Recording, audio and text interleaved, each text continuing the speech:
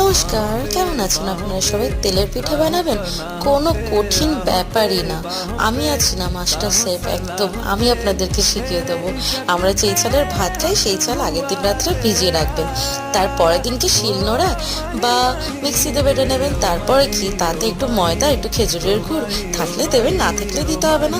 চিনি ময়দা মিশিয়ে ব্যাস বেশি করে গরম জল দিয়ে, মানে বেশি করে না, ঠিকঠাক গরম জল দিয়ে সেটাকে ভালো করে যত্ন সহকারে মেখে ফেলুন।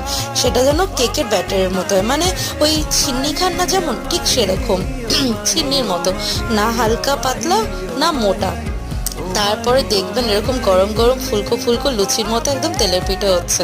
আর আমি যে এত জ্ঞান দিলাম এতক্ষণ ধরে, এটা কিন্তু আমার ফার্স্ট টাইম তেলের পিঠে বানানো। আমি এরকম ভিডিও টিডিও ইউটিউবে দেখে শিখেছি। তো ইউটিউব জিন্দাবাদ।